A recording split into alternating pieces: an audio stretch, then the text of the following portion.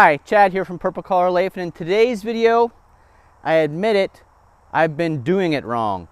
I've been splitting with the Splitfire 2265 in pretty much this configuration ever since I got it. It's an amazing splitter. In fact, I just rolled it out of the shed. I haven't used it for months. I like to split when it's starting to get fall like this. It's a little bit cooler in the evenings. I hate to be too hot. I hate all the bugs around. So this to me, an after work night around 6 p.m. in the August, September, October time range, that's my favorite time to split wood. But like I said, I've discovered that I've been doing it wrong, and let me explain to you what I've been doing wrong all this time. So if you're new to the channel, this channel is called Purple Collar Life because that's the kind of life we live. My job is primarily a desk job. It's a little bit of a unique situation because I'm not always at my desk. Sometimes I'm out being pretty physical. But for the most part, my job is a desk job.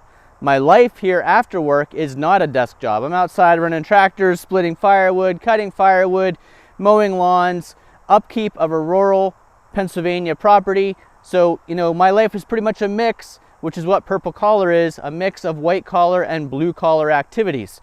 So one of the things we learn about in white collar life is efficiencies. So if I'm sitting at my desk, there's a certain way I should keep my desk organized so that I'm the most efficient possible. Having certain supplies always where you know where they're at, things labeled. If you're familiar with like the 6S procedures, everything has a place for everything. You want to make sure that you're working as efficiently as possible, and that's what I've been doing wrong with my setup.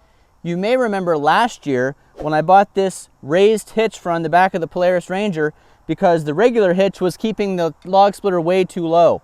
Well, I should have realized then that that's not the most efficient way. There have been a couple exceptions when I've been filling IBC totes, but for the most part, I'm going to say probably 80 to 90% of the time this has been my setup. I hook up to the Splitfire, tow it out of the garage or the building or the shed, get ready to use it. It's on the back of the Ranger. I grab my firewood. If it's not too heavy, I don't even use the log lift. I just use the log lift as a table to store my rounds until I roll them into position and split them both ways on the Splitfire. Then, typically I'm on this side of the machine.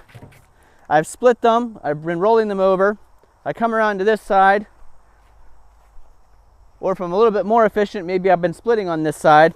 I take the split pieces, walk them up here, and stack them in the back of my Ranger. That's not a horrible system. Everything's pretty close to where you are. I don't know if you can see in the background. Every time I'm out here, if you're new to the channel, you wouldn't realize it, but every time I'm out here, especially talking and with the Ranger, the deer come in thinking I'm bringing corn back to the salt block here. So here I am working, and Mr. Deere there wants to be in the video. So anyhow, this has been my system. It's steps over to here, running the machine, steps either around or around first, and then steps loading the side-by-side. He really thinks there's something coming in here for him. He knows that the new salt block is there. He likes that, or she likes that, I'm not sure. But you can see I'm just right here by the camera, and the deer is probably 20 yards from me. Doesn't quite know what to make of it. Thinks it's probably safe to come in because she knows that usually when I'm out here working, I'm just working on stuff. It's okay, go ahead and get your salt licks.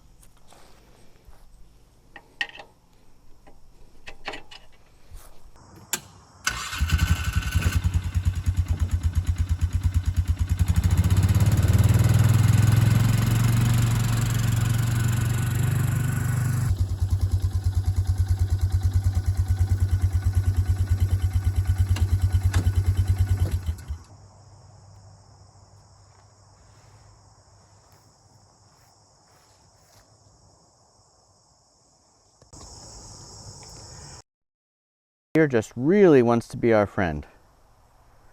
Let me turn the camera here and you'll see.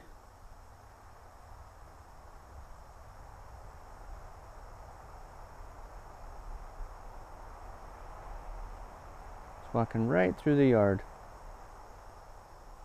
So this is my more efficient setup. You can see everything now is a little bit smaller. I am still going to have to load up the lift with my logs, but then once I'm splitting from here, I can easily just take the piece, twist, and put it in the back of the Ranger. So I'm avoiding accumulating a decent amount here and taking 4 steps forward, putting them in the Ranger.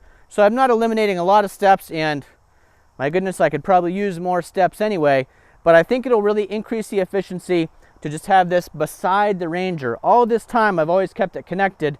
This helps me in a couple different ways. First of all, I'm closer to just put the wood back into the Ranger, and it's keeping my log splitter a little bit more level because the leg is designed to be the right height to keep this level. So all this time I've left it connected. I think it's much more efficient to disconnect it, put the log splitter where you need it, and put whatever you're piling the logs into right beside you, so it's just a little bit of a twist to move that piece of wood. I'd love to hear, and I'm sure the other viewers would love to hear down in the comments, what's the system you use? What's the system that after years of splitting wood you've determined works best for you? I know a lot of people might use the front end loader, put the bucket right here beside them, split, put it in the front loader of the bucket. Some people use the IBC totes. I like to use the IBC totes too, but sometimes if I'm not going to be splitting a whole bunch, it's easier for me to just load it in the back of the Ranger, especially if it's going into the basement for wintertime heat.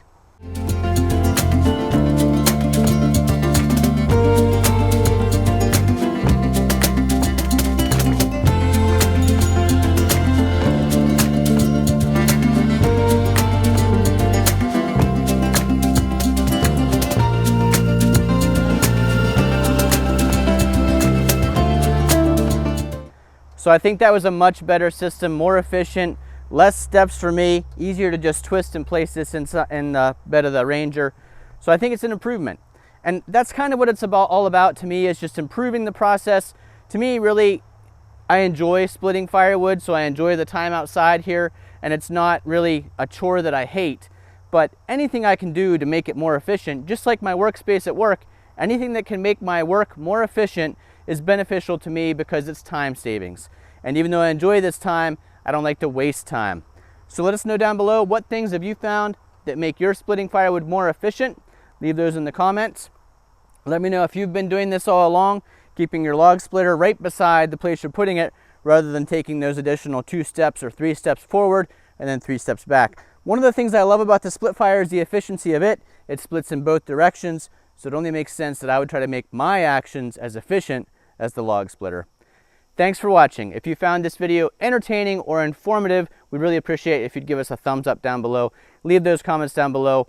We got lots of log splitting to do here as we get ready for the wintertime cold. I've heard it's going to be a cold and snowy winter here in Northwest Pennsylvania, so we got to stock up and be ready. Thanks for watching. We'll see you again the next time.